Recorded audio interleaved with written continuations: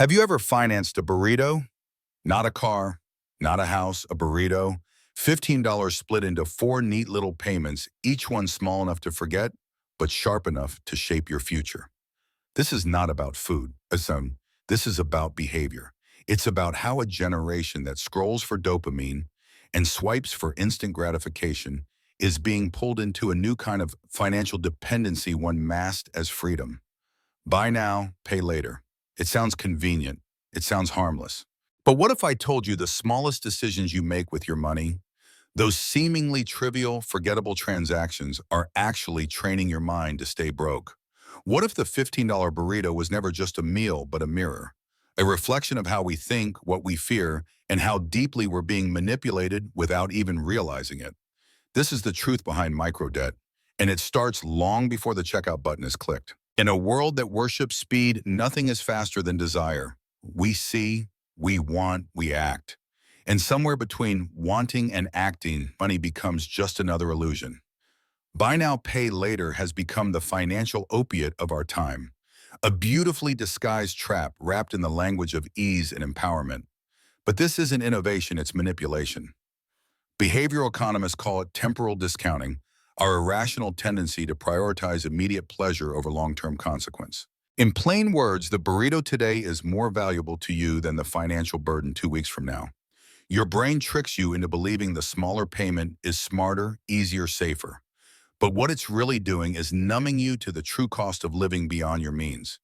Credit cards used to come with warnings, background checks, and barriers.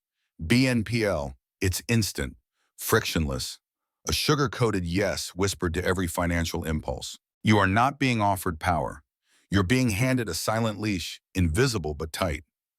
It pulls gently at first, then stronger. And the worst part, you don't feel it because it doesn't hurt, not today.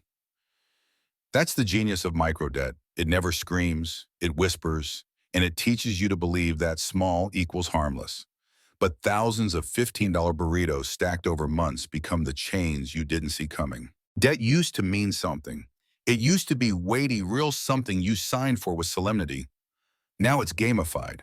Now it's pastel-colored, app-integrated, soft-edged. It's become ambient, background noise. And it's precisely in that quiet where the danger grows. According to data from the CFPB, nearly 70% of BNPL users are already in credit card debt. Over 63% have multiple active microloans at once. And here's the kicker, over 30% of them are using these loans for purchases under $50. This isn't wealth building. This is lifestyle inflation on autopilot. We're no longer borrowing for assets, we're financing sandwiches.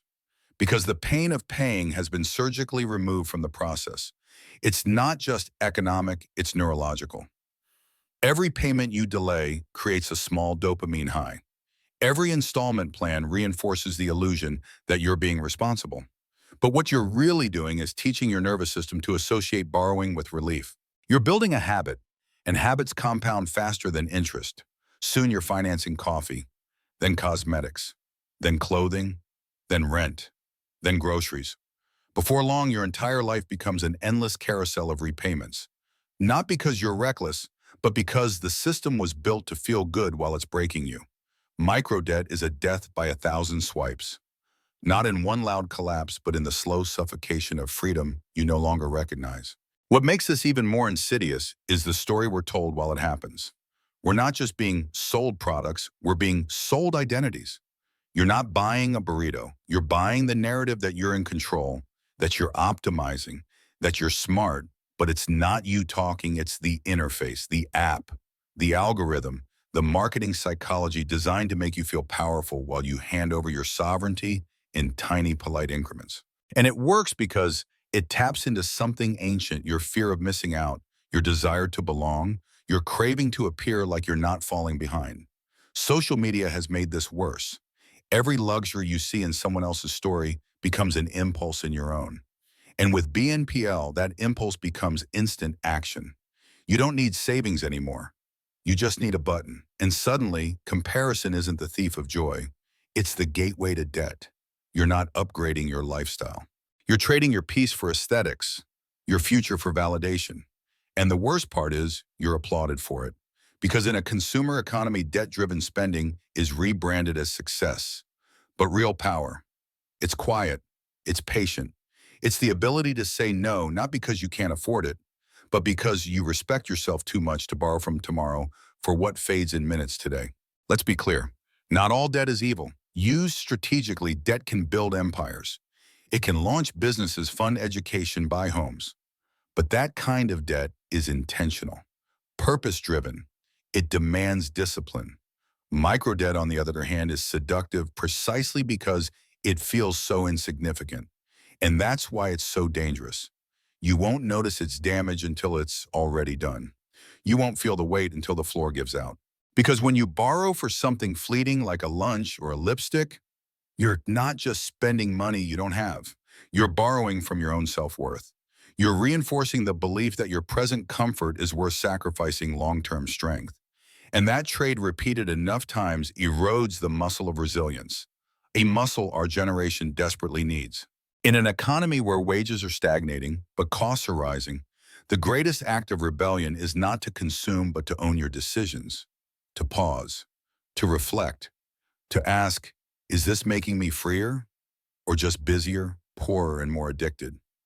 Financial literacy isn't sexy, it's not trending, but it is power, it's clarity, it's the only armor we have against a system that's rigged to make debt look like progress. The burrito isn't the enemy, the mindset is. So how do we break free? It starts with awareness. You have to see it to unlearn it. Start tracking your spending.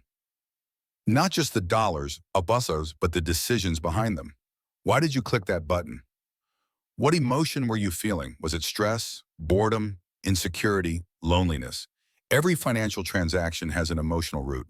Expose it, interrupt it, then replace it. Build rituals that honor your future. Start with small, consistent disciplines. Delay gratification. Save when it's boring. Say no when it's hard.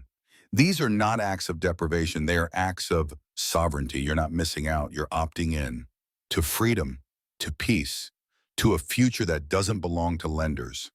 And yes, you will be tested. You will be tempted. But every time you resist, you're building the kind of self-respect that no bank can offer and no app can deliver. You are not your purchases. You are not your payments. You are not defined by what you can acquire in 30 seconds. You are defined by what you're willing to build over 30 years.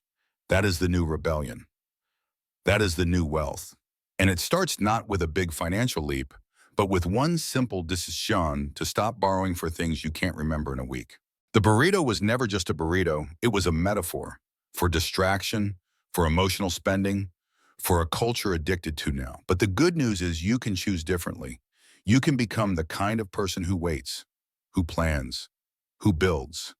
Your future does not belong to microdebt. It belongs to discipline, to clarity, to vision. Let the world finance their burritos. Let them scroll and swipe and spiral. But not you. You've seen behind the curtain. You've remembered who you are.